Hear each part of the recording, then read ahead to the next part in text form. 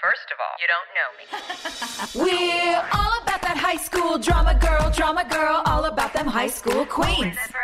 We'll take you for a ride in our comic girl, drama girl, cheering for the right team. Drama queens, smart girl, rough girl, fashion but you're tough girl. You could sit with us, girl. Drama queens, drama queens, drama queens, drama queens, drama queens. Episode 16, Somewhere a Clock is Ticking. Air date March 1st, 2005. Whoa. Well, the synopsis on this one, guys, is it's Jules and Keith's wedding day, but will Jules make it down the aisle as Karen and Andy discover the truth about her identity? Haley makes an appearance on national TV with Chris Keller that sends Nathan down a drunken spiral. Peyton and Jake take their relationship to the next level. Plus, Brooke tags along with Lucas to Keith's wedding, while her future as a Tree Hill resident might soon be over because of her dad's new job. Woo, there's a lot to unpack in this episode, and we have someone very special to help us do it. Guys, Craig Sheffer is joining us later in the show. We can't wait. This was a good one. Yeah. Things kept getting bigger and bigger and bigger on our show. I forget, how many weddings did we have? I had a couple. You had a couple? Everybody had a couple? Every 6 episodes, we need a wedding or something. Or a hospital. Yeah. Giant group event. I know. Well, let's start with the first thing that we all commented on, because this director has directed many episodes of One Tree Hill, and it's Billy Dixon, and we're just talking right off the bat with all the great shots and the beautiful lighting and just the way that he would capture where we are as characters using the camera. And I thought that was really neat. What did you guys think? Well, he's our director of photography. Yeah. If anyone understands a camera, it is Billy Dixon. And he also was a family guy. You know, his daughter was always on set. His wife was always hanging out on set. And I was just telling you guys that his daughter, who used to dress up as a cheerleader and come hang out with us at the gym, just got married and had a baby. I'm Facebook friends with them. And I'm like, there's no way we're old enough for Haley to have a baby. But we are. It's so cute. So sweet. One of the things, for the folks at home that we were talking about, when you think about how the director can manipulate a camera to tell a story, if you notice, there's a couple of shots that stand out. There's this low push upward at Karen and Andy when they realize who Jules is. There's another moment. I like the one where Jake is taking his coat off, jacket. but Craig is putting his coat on. Down. Yeah. So Jake takes the coat off and then the coat covers the camera and then it's into the coat going around Craig's shoulders. It's all these cool things that lots of shots from behind things too, from far away, long lenses, and Barbara in the mirrors. Yes. None of that stuff for y'all at home is scripted. That's stuff that the director comes up with, how they do those transitions, how they support an emotional feeling with a technical choice. So it's really fun for us to get to see that, especially because, as Hillary said, Billy was our director of photography for many years. So he was on set with us all day, every day. I loved this opening, the sailboat, the way the water was glistening, Lucas running. What did you say? In slow motion. In slow motion, bouncing a basketball. Listen, as I'm watching it, I'm like, oh, Lucas bounces this ball all over town. He's been doing that for a couple seasons. And in my life, I'm trying to think if I've ever seen a teen boy bounce a ball through town. While he's running, on the jog. Yeah. That is an exclusive Lucas Scott trait, I think. Yeah. But I loved that opening. I liked the music. It reminded me of 90s rom-com beginnings. Sophia did not like this music. Look, I'm going to say when it first started, I was like, oh, this feels poetic. And then it got into that weird twangy elevator music thing. And I was like, where are we going with this? What's happening? What's going on? So yeah, I went from a fan to not a fan. We transitioned out of it pretty quickly and just got that nice quote. This is the beginning of always. Something about the choice you make now is the beginning of always. Well, let's talk about choices now. Haley James Scott is out on tour. And how everyone's pressuring her. Smoking hot is Joy as Haley on the phone I'm sorry, I've been rehearsing all night long. I can't help it. Yeah.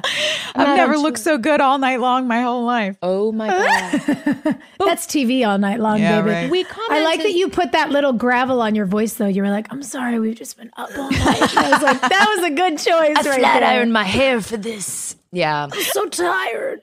You looked sexy, Joy. Do you feel like you were changing Thanks. your style out on the road? Like was Joy changing her style out on the road while Haley was also out on the road?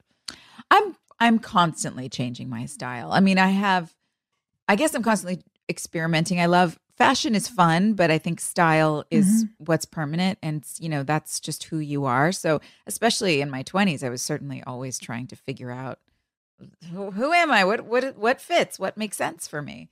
So I'm definitely always experimenting with fashion and have been since I was young. But my style, there's a groundedness about my style that will never change, I don't think. Wait, I love the way you just said that. I had a talk just the other day about realizing there's a style I'm drawn to, but the level of experimenting I've done, whether with clothes or hair, I had this sort of light bulb moment where I went, oh, yeah, for half my life, I grew up in a barn. So I was like in barn clothes. For the other half of my life, I went to a school where I wore a uniform. Oh, that's which why you has love blazers. Yeah, Sophia. Well, probably. It has no individual personality. And then for my entire adult life, I've dressed up as other people. And so sometimes I put clothes on and I go, who is this person wearing this outfit? Do you feel like that? Like you have to try on things to figure out what you put on that feels like you versus some character or some look that maybe doesn't feel personal? I just had to give notes on a photo shoot I'm supposed to do. And they sent the lookbook. And I was like, this looks like someone who loves Coachella.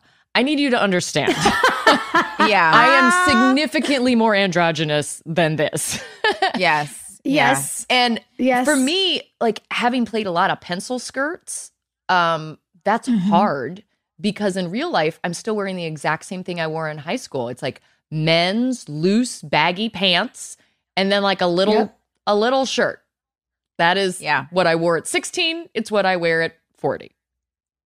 Yeah, I think I started vintage shopping when I was in high school, and that was kind of it for me. I just was never into designer labels. I for no other reason than I couldn't afford them when I was younger, for sure.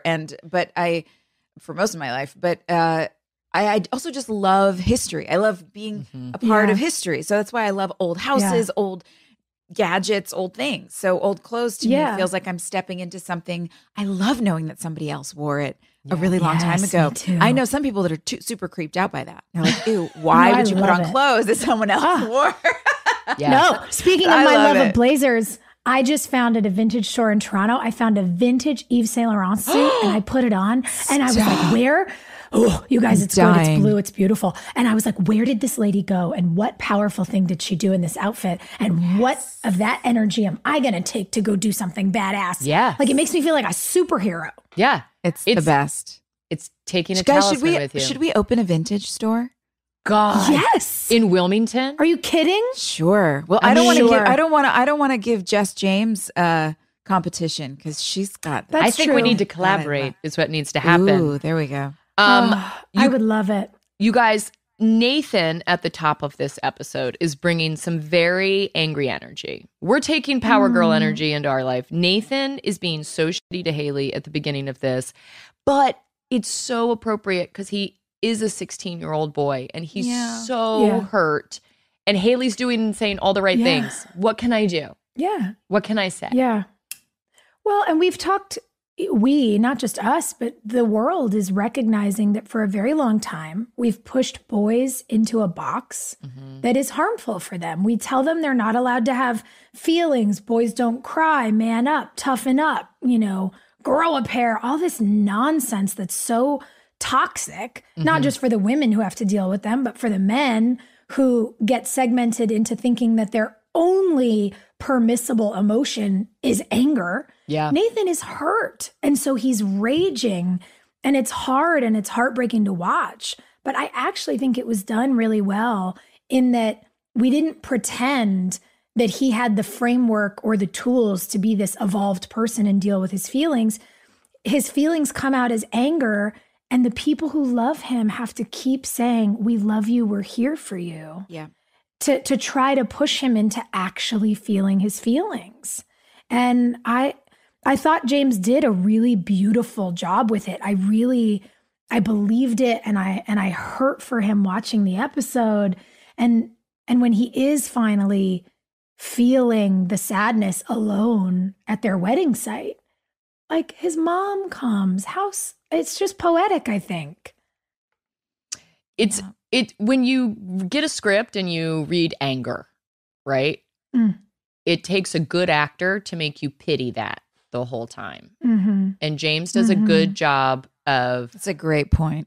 of being sympathetic while also being a total ass. Yeah. Especially Because a considering good where his actor- character came from. Yeah. Yes. And a good actor puts the emotion under the anger that the anger is the mask for. Mm-hmm. And that's why you go, oh, I see what's under there. And Well, you look- feel for that person. Yeah. You know what? Who else had some real anger moments? And this was Moira. Oh, Oh my goodness. You know damn. what? I love watching her because she didn't just get mad and hit Jules / Emily. Her whole chest got red. Her face, it was like Yeah. that Irish beautiful porcelain skin just turned, that rash went red all the way up her cheeks, down her neck, down her chest. I was Yeah, you so- knew she Now meant you've it. done it. Yes, but I was like, God, she's just so real. She's actually feels that anger. You can't fake that. You can't make your body react. You know what I No, mean? that's muscle memory. yeah. And as an older actor, I remember being a kid and like watching like the older folks on our show do stuff, and I'm like, how do they do that? Right? And then it really is just exercise. It's muscle memory. It's like, how do I make my whole body flush? How do I make my eyes tear up? How do I make my nostrils flare? How do I make my chin tremble? But there's behavior, like you can, and that's like, the behavior can be learned to copy behavior, but to actually feel it. Mm-hmm. Where do It's you a think whole other Moira thing. goes in those scenes? Who do you think she's mad at in real life? I don't know, Buddy. I think she's I literally wonder. in the moment mad at Jules. I think that's just, she's just, You feels said that it. once, Joy. I remember like Yeah. asking you how you cry because you're so good at it. And I remember asking you that on our show once, and you were just like, I don't know, Haley's sad, so I'm sad. And I was like, oh, Yeah. that's it? Like it's, whoa. I felt like Bill and Ted. I was just like, Yeah. mind is blown. Yeah. I remember all of us figuring out how to do those things, and some people saying like, oh yeah, I have this trick. I think about this thing, this loss I experienced, or, I like keep a pair of tweezers in my pocket and poke my finger, like, Yeah, all these yeah. tricks. And I was like, However I you do have to it. be upset. Like I have to be really genuinely upset. And then I go home and I have to figure out how to get all this upset out of my body Right. so I can sleep. yeah.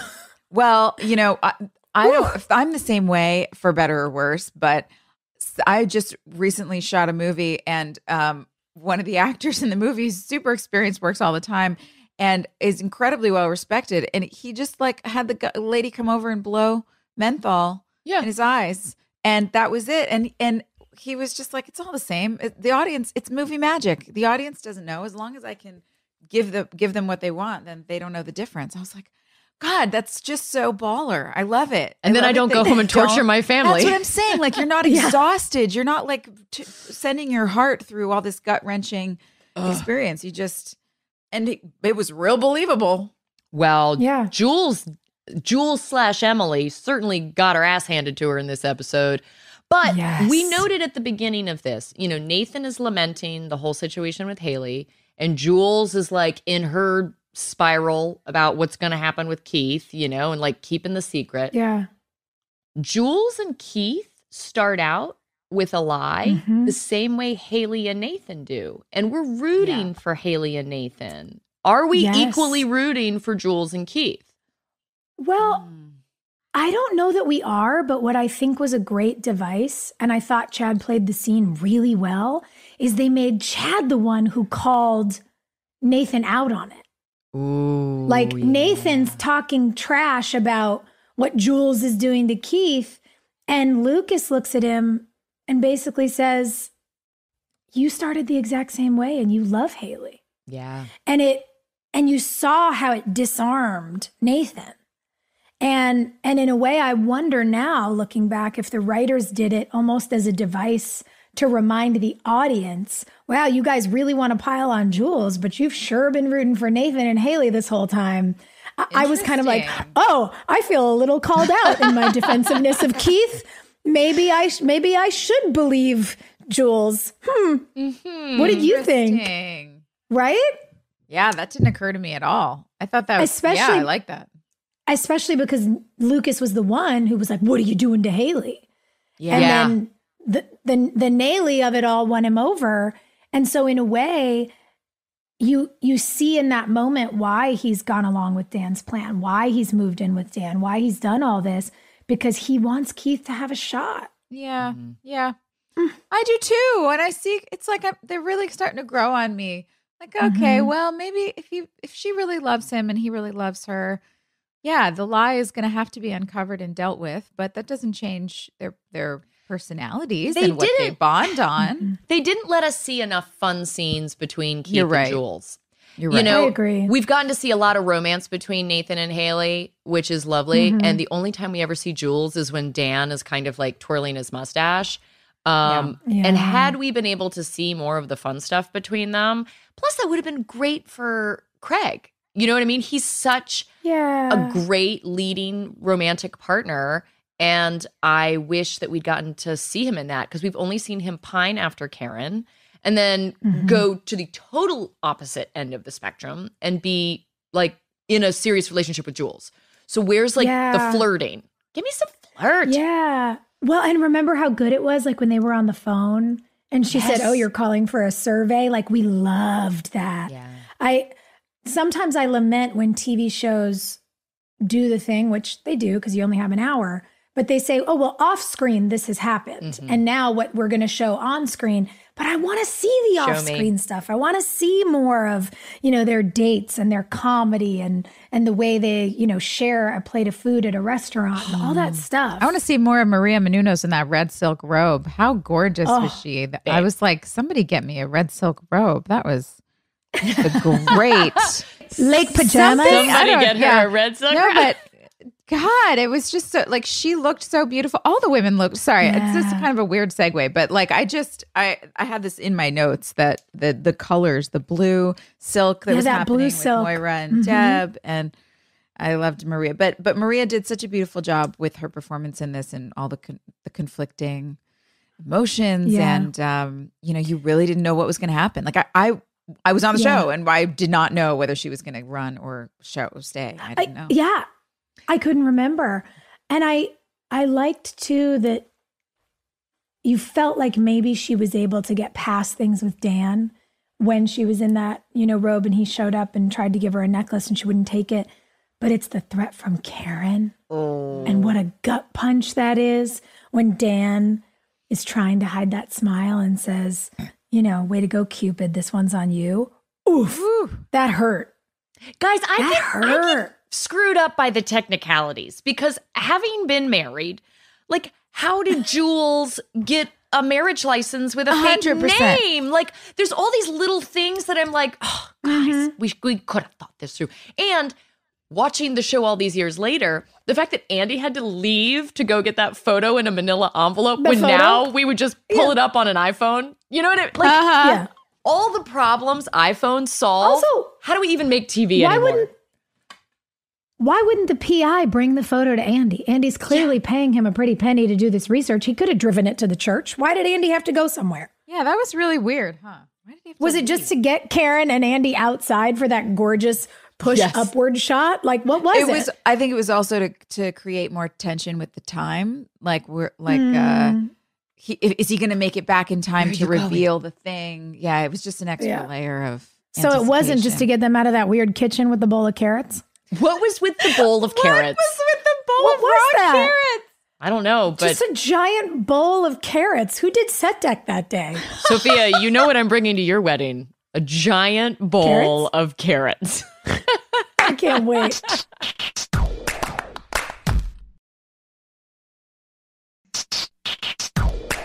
Let's switch over to Whitey. We had some great Whitey energy in this episode. So nice to see him back. Yes. I love Barry Corbin. He's just so reliable. You just know exactly what you're going to get. And I love that he just hands Nathan's ass to him. The pity store is closed today. You know, she's your wife. Where I come from, that still means something. He's so salty, and he's not interested in Nathan's, like, you know, feelings. He's just like, grow up and figure it out. She's your wife. It's meaningful. And it's like, it's exactly the counter energy to everyone else, like panicking over him that you need. For the comic or coddling. Relief. Yeah, he's not one to coddle. Right. I wanted to tell you guys because Barry, I always just love stories about Barry, and we love him so much. And I did Jordan Ross, his grandson's podcast. His grandson is an actor on 1883 and The Chosen, and a few other projects he has coming out. But I just did his podcast called "What's Your Limp." So Jordan is an actor with cerebral palsy and scoliosis, and he walks with a limp. And so the podcast is called "What's Your Limp?" And he's had this limp since he was really young. And he was telling me how, you know, the kids at school would make fun of him, as kids do, unfortunately. And Barry used to, when we were on One Tree Hill and when the show was really in the height of its popularity and Jordan was in that age range, Barry would come to school and bring him his lunch and purposely walk it to him in the cafeteria where everybody could see him. And then, you know, hand him his lunch, spend some time, chat with him. And when he would go away, all the kids were like, "Your grandpa's Coach Whitey. No way. That's so cool." And he would do it on purpose just to continue to, you know, support. I just love Barry so much. That's the kind of person that Barry Corbin is. Yeah. If you didn't know what what you see with Coach Whitey, really, it shines through. When I think about the men that we had as our mentor protectors as young women, you know, we had some who weren't. Yeah. But we had Barry, we had Craig Sheffer, we had Paul Johansson. My God, with our cast, we won the lottery. Yeah. Yeah. With those with those older men with that energy, and how lucky we are that the kind of love that he would, you know, show his grandson in those moments. That's the way they took care of us on set. God. Yeah. Just awesome. So I just had to talk about that. I love Barry Corbin so much, and I loved what he brought to this episode. He's such a fine theater actor because he can do that whole rant, right? Where he's like, no, no, no, no, no, no, no, no, no, no, no, there's your story, and then the smile. Like, right? He's rehearsed in a way that is so professional, and it just, you know, he makes it look easy, and that's not to understand. To not fall into your same like cadence, your same just like vocal rhythms, things like that. Like Barry always finds the turn. And if you watch his performances, he's a master at that. The smile at the end. Oh, I just love him. He's what so a fun to prince. watch. Also, I just love the dig on his way out after the smile. His ID's fake, by the way. Yeah. That's so great. Oh my God. It was such a good button on a scene. And it's an incredible thing when you watch people take pain and turn it into something that provides the comic relief of a very emotionally heightened episode. I was like, this is fun. I am deeply enjoying what I'm seeing right now. Somebody else in Tree Hill who definitely has a fake ID is Brooke Davis. And she was so fun in this episode. Yes. I loved it. Almost rich girl things. I love almost rich girl things. That needs to be on a t-shirt too. Who's keeping track of all the things we say need to be on a t-shirt? Oh my God. I know, it's so funny. I also loved, because I remember, and I'd forgotten until it was on in front of us, but having to run into your room that morning, Hill, and you know, you and Greenberg are in bed as Peyton and Jake, and Jenny's just said "Dada," and it's this whole beautiful, you know, family moment for these young people. And I remember being like, you guys, I'm saying so many words before I acknowledge that they're in bed together. It's ridiculous. And It was great. It was great. And then I was like, I had this moment where I went, maybe it's ridiculously funny. Yeah. And I That's remember why it's how funny. fun it was to lean into that and just be so excited to tell you something that for what felt like 2 minutes, I don't even notice there's other people in the room with us. Yeah. And it Classic. really made me laugh today. And I was very happy. Classic Lucy. Classic Lucille Ball. Right Yes. there. But is That's the what that whole was. is the whole shtick that Brooke's gonna leave town because her daddy's getting a new job? Like, I was just so fixated on your outfit and your cute hair and like you being funny that I was like, wait, what? You're like, now they're teasing you're Brooke's gonna leave moving- too? Yeah, that was sudden to me. That was really sudden. I was totally Yeah. focused on that scalloped sparkle vintage or whatever dress, whoever made that dress. Betsy Johnson? I don't know. I don't know, but I want that dress back, you guys. We need more glitter. It's not my color palette. Like, Hillary, to your point, I'm much more androgynous. I wear a lot of men's suits, but something in my body viscerally yearns to touch that dress again. I can't explain it. I bet the Would be weight a to nice it was addition really to the nice. closet. Oh yeah, but it was heavy. I just want to see it in there and be like, that's mine. Oh yeah, I love. So if having anybody sparkles knows in where a it closet. is, can you like email? We the need a Drama Queens podcast and let professional us know? like researcher that goes on First Dibs Yeah. and Real and finds us the things that we miss. Yeah. Do you know what I mean? Right. Yeah. Yeah, we need a set sleuth. It's interesting too because it brought back, I forgot where the episode ended. Seeing that dress again brought back the conversation that I now realize happens in episode 17 between Brooke and Lucas. That is one of my favorite moments in early seasons, especially for their storyline. And I was kind of waiting for it. And then when the episode ended, I was like, oh my God, it's kind of a two-parter. This is amazing. I forgot. But the sweetness of them trying to have this budding friendship in an episode where the writers did give me so much like I Love Lucy comedy. Mm-hmm.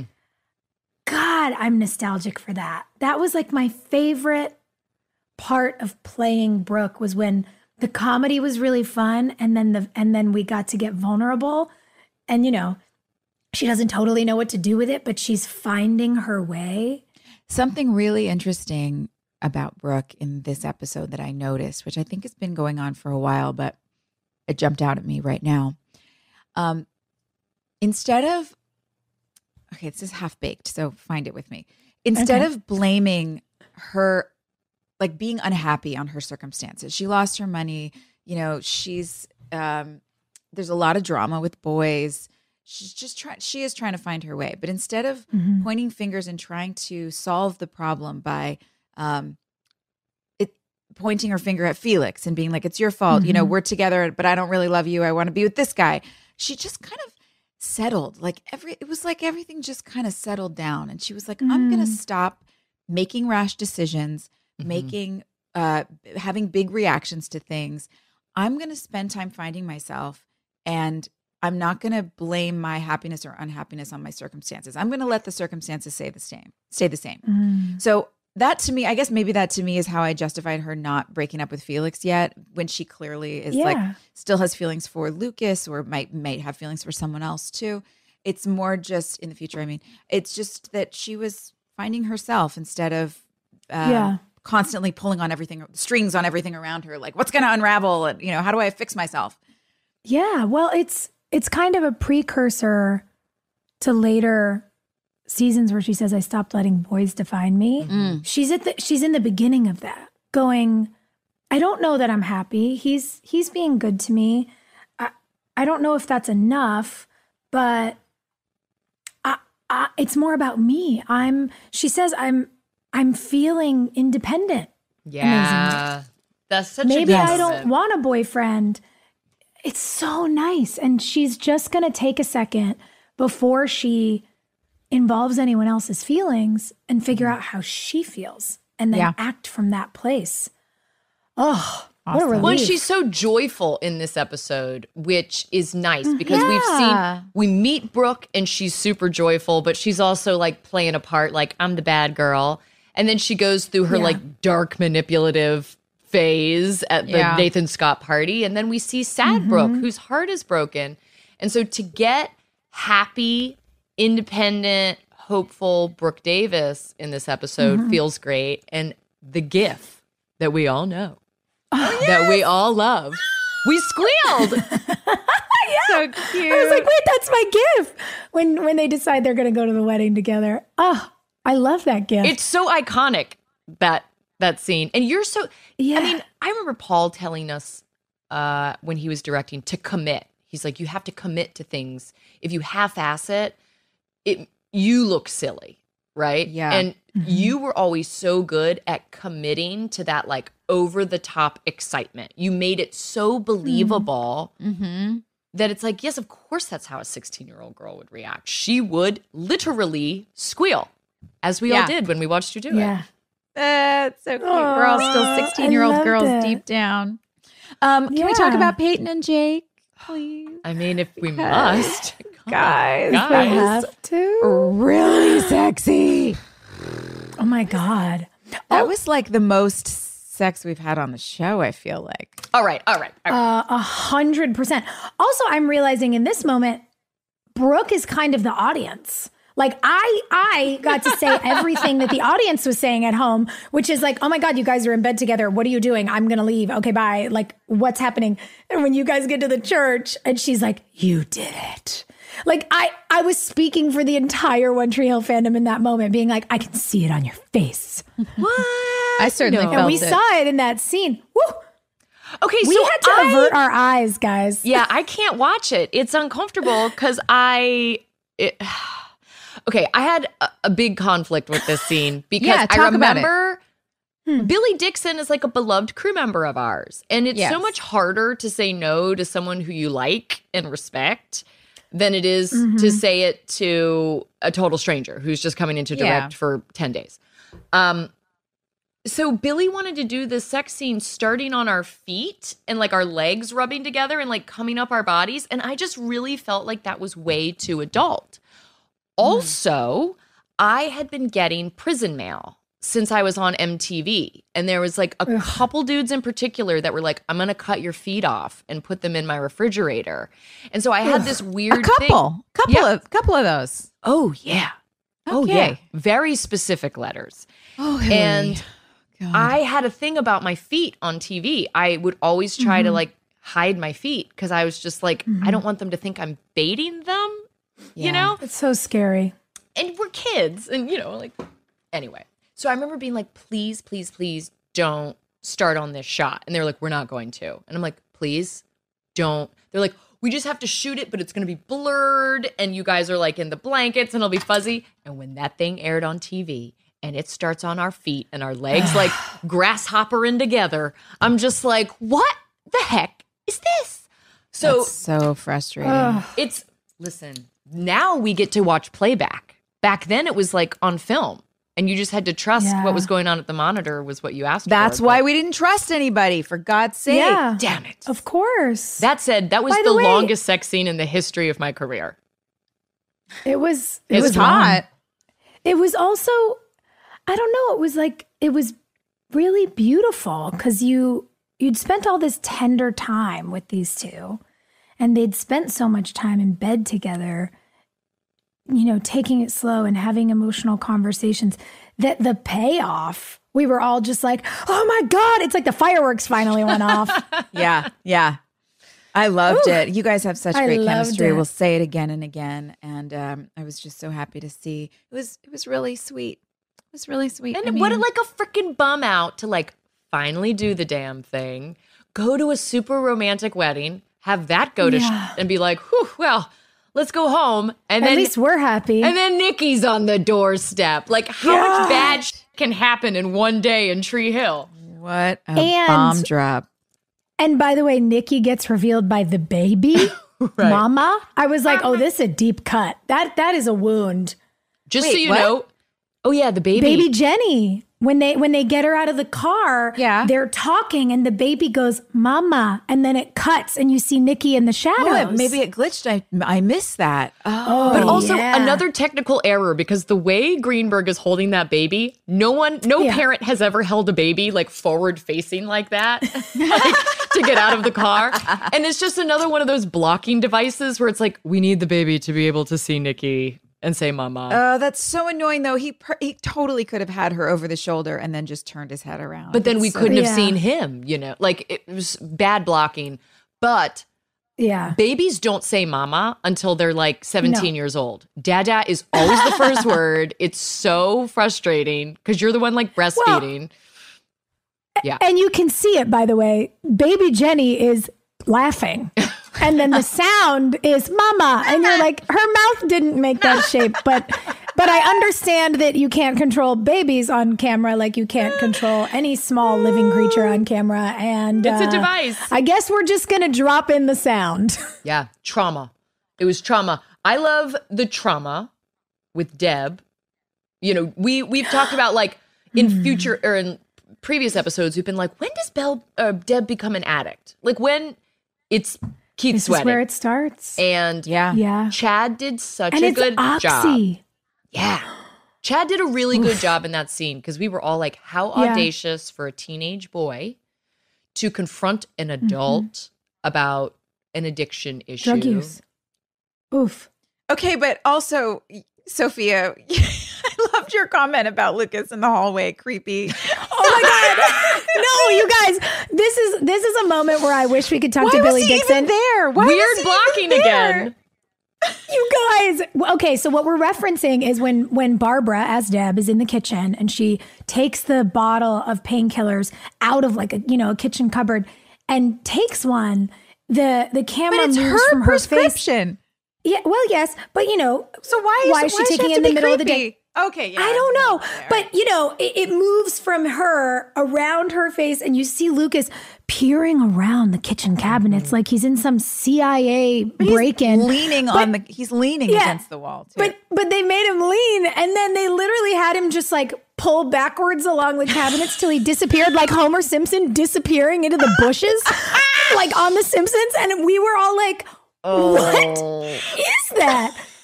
Sometimes directors tell you to do something that, to Hillary's point, when you see on camera, you just go, God damn it. I shouldn't have listened. Playback. I shouldn't have listened. I need playback. Oh God, yeah, that whole thing could have That been was handled a so lot better.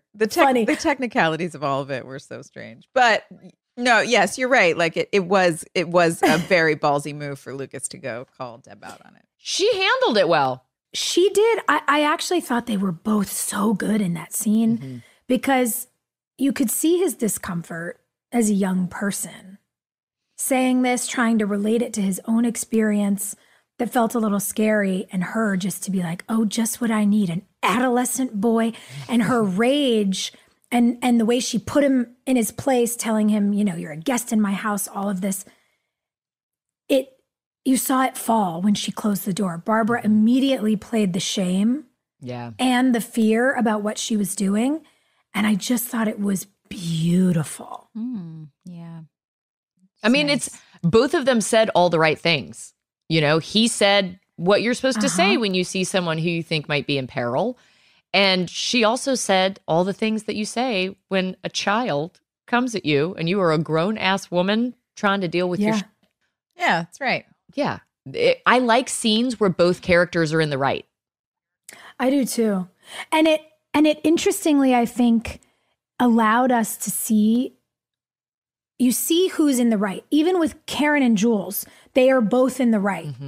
So many people are both in the right, and it allows Dan in this episode to feel even more evil. Yeah. When Jules isn't coming down the aisle and Dan Scott is the only person not facing the back of the church, he's watching Keith. And he's so happy. Good. And then that end scene where he knocks him off the wedding cake and he sets his sights on Deb, it fueled this darkness that was so creepy. Yeah. It was creepy.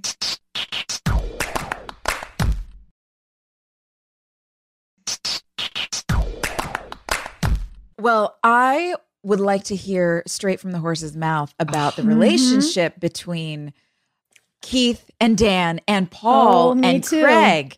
And so if any of you are interested in that, we certainly have a super, super special guest Oh today. my God, I love him.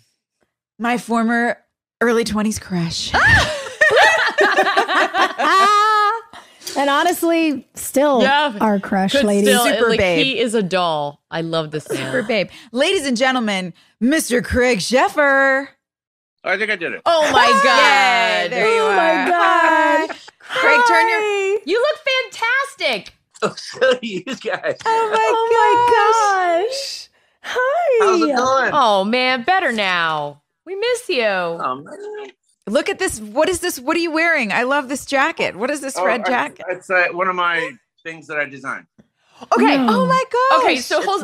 it's we one have of my so many hobbies. places to start. I don't even know where to start. Craig, I actually made Hillary, you I made gave Hillary me- a fur with the same buttons. it is one of my prized possessions. I'm gonna go disappear right now and come back with my fur. I'm gonna be Oh my god! right that's back. Discuss. Craig Oh my is like God. the most romantic man on the planet. I'll be right back. She was just saying, before you got on, she was like, I've got to go up to the attic and get this gift that Craig got me. It's the best ever.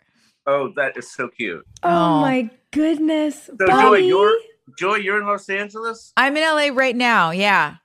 Okay, Sophie, where are you again? So I'm based in LA, but my show that I'm doing right now is shooting in Toronto. Sam. So yeah. Joe. Yeah, thank you. And so I'm here for another, I don't know, 10 days and then I'll be home. Oh my God, please come over. Can we all just get Oh. together? I would love that. Oh, I would love that. Are you living in LA or are you kind of back and forth between LA and someplace else? What's your No, I situation? was in Pennsylvania for most of the last decade with my family. My mom and my brother passed away. I think I saw you. No, I might have saw you before that, but yeah. God, so So I moved sorry. back here, and I got back a week before the pandemic, which was really exciting. whoa. And then- so things are just kind of,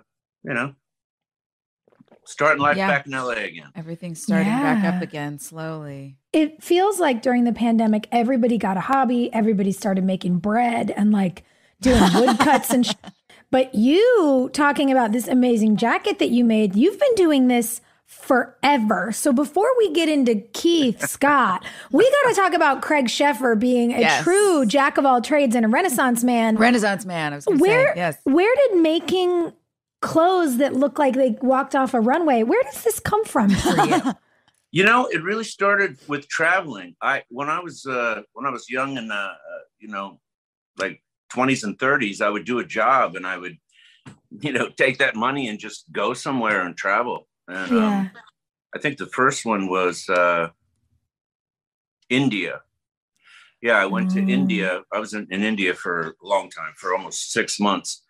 And when I was there, it was still like a cowboy town. I mean, it's all kind of changed now. It was like dirt streets. The town that I was staying in was called Mysore, and at that time, it was just like a total cow town. But anyway, they had all these, shops with all these crazy materials, and I just started going in. And I was like, hey, what would it cost to make me a shirt? Oh, $1.50, like, let's do it, baby. And Yeah. I made like 100 pieces of clothing and brought them all back. And then I went to South America and I was in Peru, and they had all kinds of cool alpaca stuff. And I bought a bunch of blankets and made capes. And then I would make stuff for friends and my daughter. And, that's just one of my hobbies. Did you learn do you sew also? You're doing this by hand or you design? I am not tactile. Okay. I like to draw. That's about the only thing I can do like that. I'm not good at that. Believe it or not, I take it to this wonderful lady who works at a laundromat. She hems clothes and all that stuff. But of course, she was trained way back in, to make dresses and clothes and all that stuff. So yeah, I have my own buttons pressed off, these little crosses on them, and They're so cool. Like, I want to steal that jacket.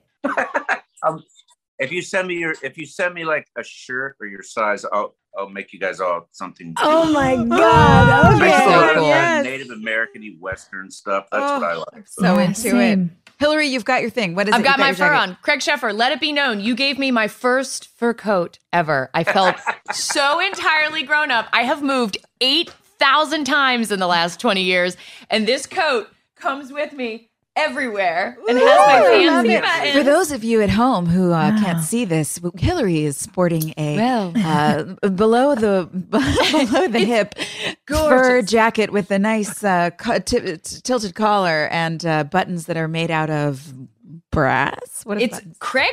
These are the Craig's pressed buttons that he made. It's something. It's not real silver, obviously. But It was the loveliest gift so ever. gorgeous. And you brought it after we threw a birthday party for your daughter. Like, Yeah. how for is Willow? Willow's great. Oh. Willow's awesome. Yeah, we see each other all the time. She actually is living up in Agoura Hills.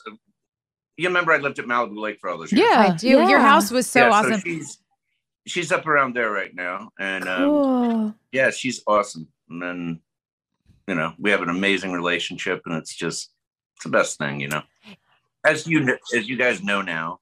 Yes. Well, it's so weird, Craig, because you were like the dad on set. You and Moira had kids, and then Barbara started bringing her girls around, and it was wild because we looked at you guys as peers, but then you had children, and so we didn't know who to play with. You were the kid. Yeah. 100%. It was also so fun.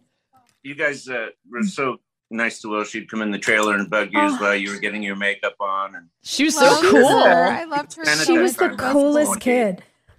It was also so cool for us because, to Hillary's point, you guys felt like peers, but like the cool older siblings we'd all always wanted. But then you had these kids who, Willow was this cool young woman. She was so creative and she wanted to hang out with us. And we were she looked up to us. Oh yeah. We felt like the Babysitters Club. We were like, it's happened.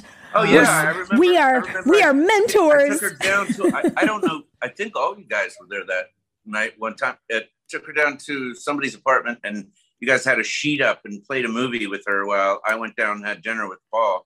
Oh, that's so cool. I remember taking her to the mall. Who went to the mall with her and me? Was it you, Joanne? I went to the mall. Yeah, it was me. I think I did. I don't know, but maybe we did. Did we all go? I don't know. Listen, there's nothing like strolling around the mall. And send her love. Yes, please That's tell so her. Fun. We said hi. Not for nothing. I think a huge part of why we took our roles as mentors in the show, because we talk a lot on this show about how often we would fight for certain storylines or fight for representing young women, and having Willow and Barbara's girls around, that was something that really affected us to hold us up to that standard of the responsibility that we felt. I'm so glad that those girls were around. Yeah, we were so lucky. That's inspiring, man. Got to leave something for the people coming. Yeah. You said something that I wonder how the fans at home are taking it.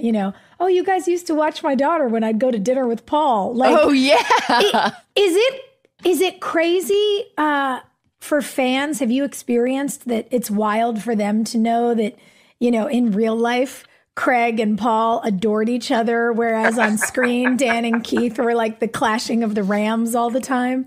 I know, it is really funny, isn't it? Yeah. I know that, you can't quite picture that, he shot me and then we went out to dinner. You guys had worked together before. You did a movie in Bulgaria. We did a Romania. really, really bad beat. Actually, I saw it for the first time. Somebody made me see it. First of all, I didn't even know it was on TV anywhere, but no way. It's called oh my God, I can't remember. Berserker. Berserker? Berserker. Yeah. Cool. It was this really bad B movie we made in South Africa, like in 99 or something like that. And we played these brothers, and they had us in like 40 pounds of, Wait, you played brothers in that too? Yeah. We played brothers in that. Only I was the bad wild? brother, and he was the good brother. Oh, No. interesting. Yeah, I was the evil boy. Oh, God. Had you worked with any of our other castmates before on One Tree Hill? Let's see. Like Barry or Moira? That's what I was trying to. No, I don't think so. So listen. Well, some of the people, actually, Cheryl Lee.